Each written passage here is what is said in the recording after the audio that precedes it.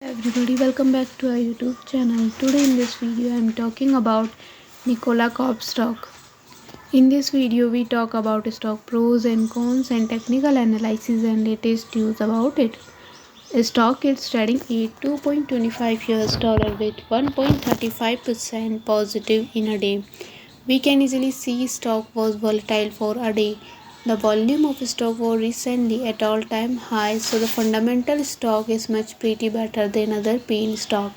Before buying and selling the stock, please consult your financial advisor. Today's video is done. Thanks for watching. Please subscribe my YouTube channel and like the video and also comment all related queries.